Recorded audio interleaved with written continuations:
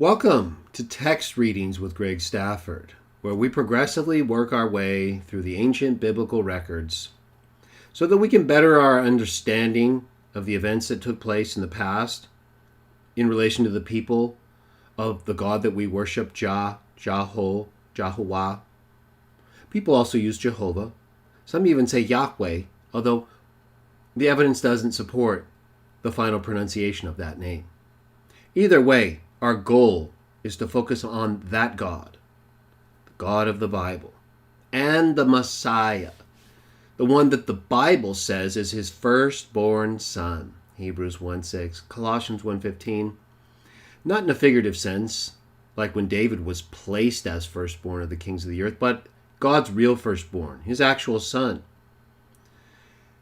And so we accept him as the Messiah in light of all that he has done, and that we can point to and show took place according to biblical texts that were written before he came from heaven to this place, due to the dating that is reliably assigned to numerous pre-Christian texts that foretold the Messiah, and that we believe were credibly fulfilled in him according to other ancient texts that we also review as part of our text readings. We use my translation, a translation I'm working on, that I've been working on for a long time. I don't hold it out as some special translation or better than any other. I just translate according to what I've learned over the time that I've studied the biblical languages. I don't claim to be perfect or to know everything. I just claim to know what I know. And I demonstrate that here as often as I can. And I try to be accurate so that I can present to you information and translations that you can use to worship the biblical God, to proclaim the biblical Messiah, and to treat each other the way we want to be treated, to love each other as we would ourselves, as the Messiah taught us. So there are some books of the Bible that I've translated more than others, and in the Old Testament books, we have often two language sections, the Hebrew, Aramaic, and Greek, and I try to translate both, the Hebrew, Aramaic, and the Greek when I get to them. So there's often a few more texts to read, even if there's only a couple. Whereas with the New Testament, it's usually just the Greek text that we're translating. So tonight we're going to be doing the one section I've translated to date from 1 Kings. Tomorrow, we're going to be doing a text reading in the one section I've translated from 2 Kings. And we're working our way toward the Psalms, and in particular the book of Proverbs, where I've translated most of that book. And I hope to have it all done, Greek and Hebrew, within the next 6 months. We'll see. But I'm looking forward to doing those text readings with you so that we can review what I've done together in detail. But now let's get to 1 Kings. I'll go ahead and bring up our reading, which is from 1 Kings 18. I think I have it all on the screen there for you. 1 Kings 18, verses 21 and 22. Again, I'm going to be reading the Greek and the Hebrew that I've translated to date. Before we get to the translations and the note that I've provided, let me bring you up to speed a little bit. So if you've read the book of 1 Kings, and if you haven't, I encourage you to do so in your spare time. It starts off, talking about David and his older age. And it eventually moves on to Solomon, his son, and his kingship, and all the things that took place during his reign, including the building of Jehovah's temple. Solomon eventually, even though he was incredibly blessed by Jehovah, Jah, did not follow in the path of his father David as completely. And even though David had at least one major failure with Uriah, he's nonetheless spoken of as someone who walked completely after Jehovah. And he did that after the Uriah incident. And so all the way to the end of David's days, he is spoken of as someone who was complete in following the God of the Bible.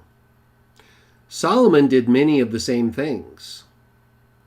But he also took a number of foreign wives who misled him into worshiping other gods. And Jaho, through the angel that he appointed with his name, Michael, to be the Prince of Israel, the one whom we believe, many of us anyway, it's not a required belief, but the evidence is pretty overwhelming, was overseeing the development of his own body through the nation of Israel, through the people that came from Abraham, Isaac, and Jacob, whom Jaho promised would develop into such a populous group as to be like the sand of the sea. And that's how they became in the book of 1 Kings. However, because of Solomon's following after these false gods, he had the kingship taken away from his lineage. And Israel, as a 12-tribe kingdom, was split up, with only the tribe of Judah remaining in David's line. So, after Solomon's sin, the kings of Judah were constantly in sin. You had numerous kings that continued to follow after the sin of David's son Solomon, all the way through to the one who did the worst, who infuriated Jaho the most, Ahab. Ahab took as a wife someone you may have heard of, Jezebel, the daughter of a Sidonian king. And Jezebel cut off or had killed many of the prophets of Jah, although there were many who were also hidden away from her. She built up high places and sacred poles to Baal, Jah's great enemy, along with Ashtoreth, also known as Astarte, Ishtar, Venus, Aphrodite. We'll get to her in a moment.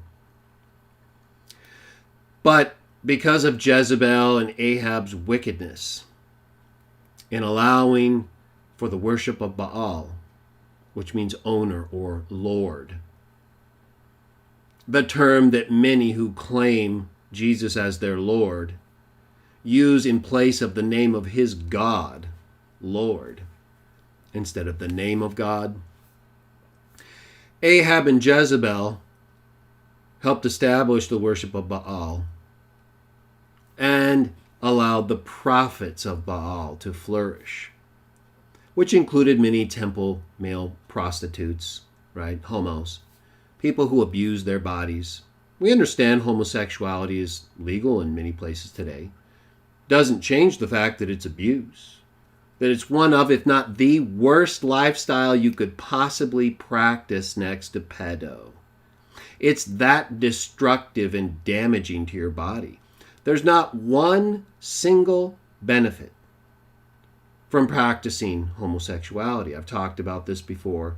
Not one pro-homo person has ever come to this channel and attempted to justify the practice of homo. Not one.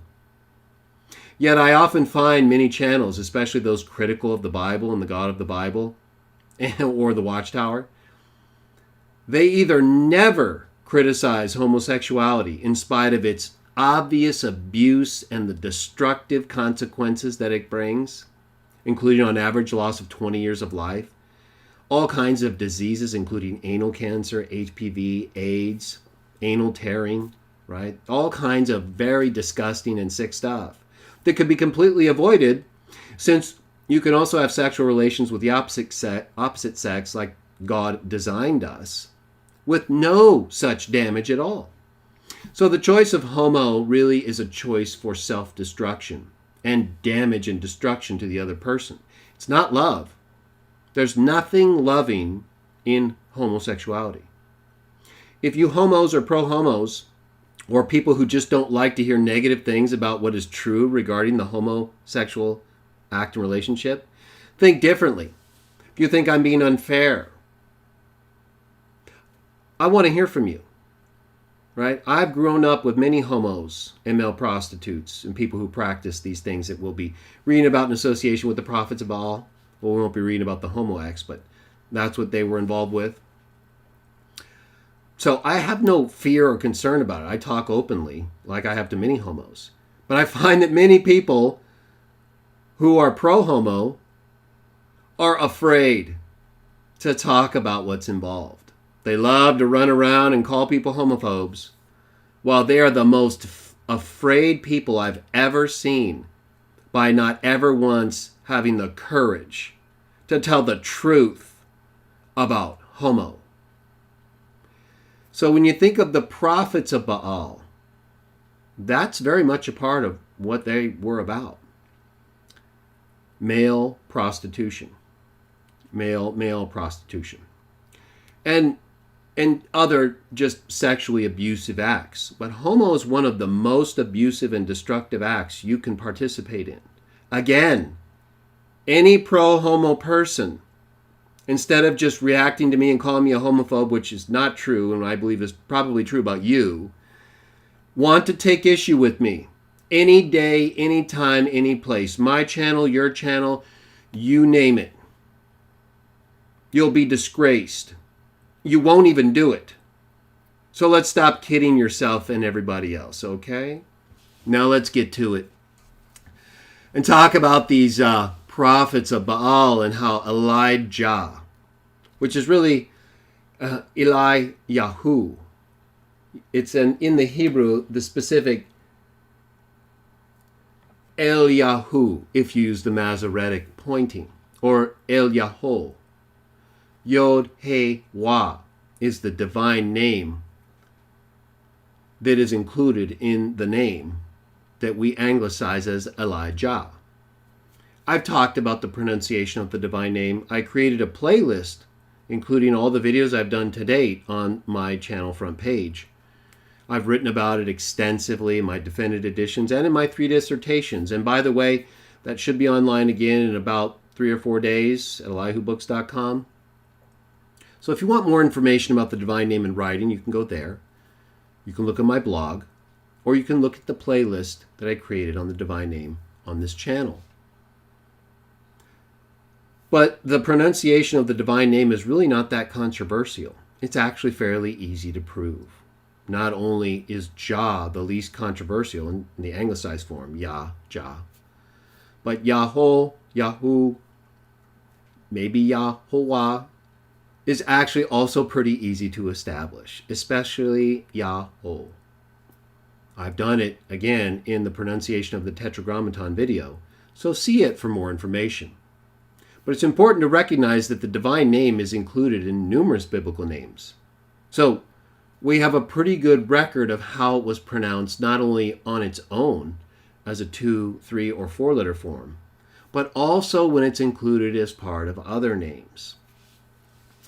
Now let's get to the reading. 1 Kings 18, 21 through 22. Let's start with the Hebrew, verse 21. So now we're now in the time of Ahab and Jezebel, and the prophet Elijah is around. And he is aware of everything Ahab has done, and he's been avoiding him to this point. But now he's come forth, confronted Ahab. He's called for the prophets of Baal to come forth to determine whether or not Baal is the true God, or whether Yahuwah, Jah, is the true God. Let's see what the reading that we have translated has to add to that. And then I'll add a little bit more that's after this reading so we can conclude the text properly. Verse 21, Hebrew translation. Then Elijah began to approach all the people, and he began to say, "For how long will you people continue to act lame?" It's a term I use often today for people who act lame. Over 2 different opinions. If Jahuwah is really God, then you must go forward and follow after him. If Baal is really God, then go and follow after him." But the people did not answer Elijah, not even with a single word. Verse 21, Greek translation. "Then Elijah came near to all the people, and he said to them, 'For how long will you act lame in both hamstrings? If Lord Jaho is God, you must go and follow after him. But if Baal is God,'" literally, is he, "then you must go and follow after him." If Baal is he, standing in the place, the pronoun for God. But the people did not answer Elijah, not even with a single word. Verse 22, Hebrew translation. "So Elijah began to say to the people, 'I alone remain as a prophet or representative belonging to Jaho, while the prophets of Baal number 450 men.'" So here you have Elijah there with all these people who won't even respond to him. They're too cowardly, in association with the worship and the prophets of Baal. And so he's confronting them. He's confronting Ahab and all the prophets of Baal. Verse 22, Greek translation. "Then Elijah said to the people, 'I have been left completely alone as a prophet of Lord Jaho. But the prophets of Baal number 450 men, and the prophets of the groves number 400. And I have a note at the bottom. The prophets of the groves on the Greek translation. This is likely a reference to the prophets of Asherah, the consort of Baal, a Mother Earth goddess symbolized by a tree pole, also known as Ashtoreth or Astarte, and other names, as you'll see in a moment. And a tree pole is in fact the meaning of Asherah, who is similar to the goddess worshipped by many today. She is also known as the Greek Aphrodite, the Roman Venus, Mesopotamian Inanna, and the Assyrian Babylonian Ishtar, often represented by an 8-pointed star. This is why in my garbage dump videos, my movie reviews, I point out all those 8-pointed stars of Ishtar. Like the one you see on Wonder Woman's crown. It's the same thing. She's Diana, which is also another name associated with Ishtar. Ashtoreth, Aphrodite, Venus, in addition to the actual 8-pointed star. The crescent moon and sun are also associated with gods that are related or involved with Ishtar. And those are also symbols that come up in those movie reviews. That's why I do that. That's why I point those out. And that's why you see them so frequently in the garbage that Hollywood and other movie studios continue to put out. They're worshiping Ashtoreth. They're promoting the worship of Ishtar. These pagan gods, these false gods and goddesses that were battling the prophets of Jah long ago. And as those of you who have read the rest of this account know, Jaho's prophets prevailed. They prevailed then, and we're going to prevail today. Not that we're prophets like them, but we're representing Jaho by speaking his name and teaching the truth about him and these false gods, just like Elijah. And Elijah went on to do what? He challenged them, didn't he? He challenged all the prophets of Baal. And he told them, let's see. Let's find out who the true God is. Let's create a burnt offering. And let's see whose God consumes it. You prophets of Baal, if you can stop your homo abuse for a while there. Come over here. Call out to Baal. Right, he's probably in the restroom, right? He's just in the privy, as some texts say, right? So Elijah was letting them have it. He was not only calling the people lame, he was calling out the prophets of Baal. He was calling out Baal himself, because his God is Jaho. And he knew his God would respond. And so the prophets of Baal came out, started going nuts, right? Started yelling out to Baal, cutting themselves. Finally, after they totally failed to demonstrate the existence of Baal, or at least his ability to respond to them at all, Elijah stepped up and he drenched the burnt offering several times to make it clear who's really in charge here. Who's the true God here? If Jaho is the true God, serve him. If Baal is the true God, serve him. I say the same thing to all of you who are worshiping false gods today, including the Trinity, which is not a biblical teaching. It directly contradicts an explicit biblical teaching, one God the Father. Trinitarians misrepresent that, they distort that, they add to that one God the Father, Son, and Holy Spirit. And while we accept all three of those, we don't accept them as the one God because it's not presented as those. We worship the God of the Bible. And if the God of the Bible is the true God, worship him.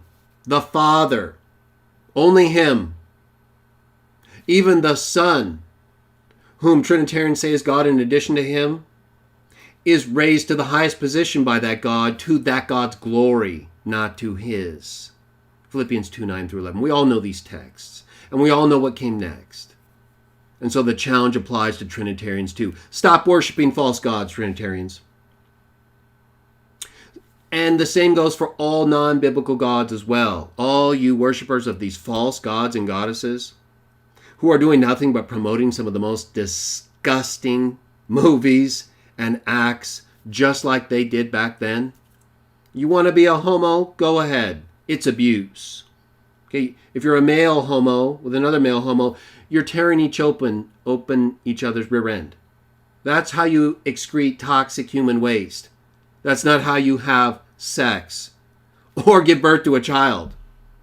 That's how you create death and disease for each other. So please stop calling that love. It's embarrassing and it's blasphemous. And you know it's not love.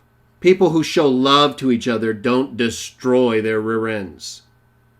People who show love to each other don't tear each other open and cost them on average 20 years of life, not to mention a much poorer quality of life while they're alive, filled with disease and other conditions that debilitate them because of the abuse that you are promoting in association with these false gods. You're not promoting something that's worth our practice, that's better than worship of Jaho, which teaches us to love each other as ourselves. And we don't damage ourselves. We show love to ourselves. We take care of ourselves. At least we try to.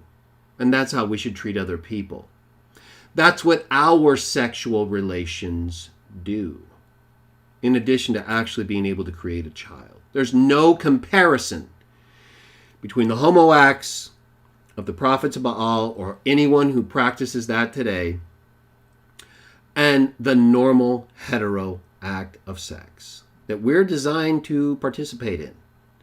Even if you're allowed to do what you want. That doesn't make it not abusive. It doesn't make it love. It just means you get to do what you want. Go ahead. Just like Elijah said back then, go ahead. Call out to Baal. Let's see if what you're doing is going to be good for you at all. And when you're done with all that, when you've shown it's no use at all and actually bad, guess what we can do? We'll call out to Jaho, Jah, the God of Elijah. And we will ask him to act and to bless those who follow his designed sex act. And you watch the difference between what that leads to and what you do leads to. And you tell us who's God after that. It's pretty obvious, I would say right now. You keep going with it if you want that. We'll do it as well. We'll hold up our challenge. Let's see if you can handle your challenge so well. Because we know at the end of the day, what you're practice leads to, the God that you're following after, what he leads you to, is nowhere near what the God of Elijah can give to you if you follow in his ways and you do things the way he made you. Is that so bad? We don't think so. And while we allow you to do bad, it's obviously bad, right? It's damaging and destroying you. We're also willing to try to help you, to show you the way that you can come back and worship the true God. And according to this account, those who choose not to do that and who continue to follow after these false gods, whether you believe they're real or not, by your practice, it never ends well. Never. You can promote Baal, Ishtar, Aphrodite, Astarte, Inanna. We can see what you're doing. Those of us who know and who understand these things from long ago, you're not fooling us at all. And so we are challenging you openly, not to a physical battle, right? We follow the laws of the land in which we live. A spiritual battle. Let's see if you can handle it, those of you who want to follow after these false gods. Because I don't think it's going to benefit you for very much longer. And I don't think it's even benefited you to this point at all. And I can tell you this, by worshiping the God Jaho, Jehovah, the God of Elijah, it's so much better than following after and worshiping gods like Baal.